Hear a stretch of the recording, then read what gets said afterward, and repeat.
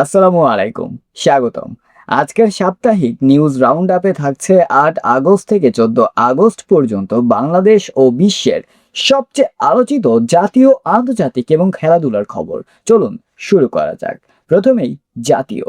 বাংলাদেশের রাজনীতিতে ছিল গুরুত্বপূর্ণ পরিবর্তন। রাষ্ট্রপতি নির্বাচনে মির্জা ফখরুল ইসলাম আলমগীরকে প্রার্থী করেছে বিএনপি। মনোনয়নের পর তিনি দলটির মহাসচিবের পদ থেকেও সরে দাঁড়িয়েছেন। অর্থনীতিতে কিছুটা স্বস্তির খবর এসেছে। জুলাই মাসে দেশের মূল্যস্ফীতি কমে ৮.৩২% নেমেছে, যা ৮ মাসের মধ্যে সর্বনিম্ন। তবে সীতাকুণ্ডের একটি জাহাজভাঙা ইয়ার্ডে বিষাক্ত গ্যাসে প্রাণহানির ঘটনা দেশজুড়ে উদ্বেগ তৈরি করেছে। সর্বশেষ তথ্য অনুযায়ী এই ঘটনার মৃত্যুর সংখ্যা বেড়ে ৮ জন দাঁড়িয়েছে। এদিকে চট্টগ্রাম ও পার্বত্য অঞ্চলে বন্যার প্রভাবও পুরোপুরি কাটেনি। ভারী বৃষ্টি ও পাহাড়ি ঢলে ক্ষতিগ্রস্ত মানুষের দুর্ভোগ অব্যাহত রয়েছে। এবারে আন্তর্জাতিক সংবাদ। কলম্বিয়ায় শক্তিশালী ভূমিকম্পে ব্যাপক প্রাণহানি ও ধ্বংসযজ্ঞের খবর বিশ্বজুড়ে আলোচনায়।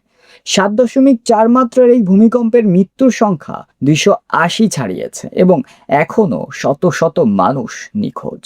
উদ্ধারকারীরা ধ্বংসস্তূপে জীবিতদের সন্ধান চালিয়ে যাচ্ছেন। অন্যদিকে হরমুজ প্রণালীকে ঘিরে যুক্তরাষ্ট্র ও ইরানের উত্তেজনা আরও বেড়েছে। দুটি জাহাজে হামলার পর যুক্তরাষ্ট্র ইরানের উপর আরও কঠোর অর্থনৈতিক চাপের হুঁশিয়ারি দিয়েছে।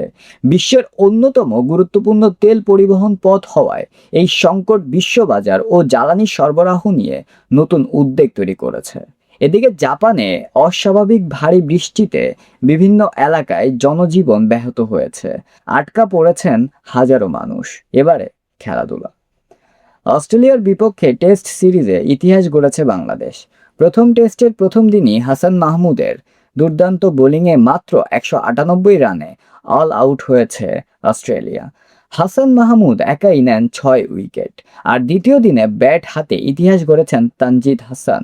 মাত্র দ্বিতীয় টেস্টেই অস্ট্রেলিয়ার মাটিতে বাংলাদেশের প্রথম টেস্ট সেঞ্চুরি করেন তিনি ১০১ রানের ইনিংসের সঙ্গে নাজমুল হোসেন শান্তর ৮৪ রানের গুরুত্বপূর্ণ অবদানে দ্বিতীয় দিনের শেষে বাংলাদেশ ৩৫১ রানে ৬ উইকেট হারিয়ে অস্ট্রেলিয়ার চেয়ে ১৫৩ রানে এগিয়ে আছে। ফুটবলে অ্যাস্টন ভিলাকে হারিয়ে ইউএফএ সুপার কাপের শিরোপা ধরে রেখেছে প্যারিস সেন্ট জার্মেই বা পিএসজি।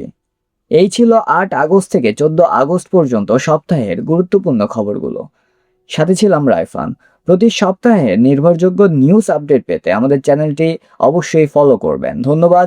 আবার দেখা হবে পরবর্তী ভিডিওতে। ততক্ষণ পর্যন্ত সুস্থ থাকুন, ভালো থাকুন। আল্লাহ হাফেজ।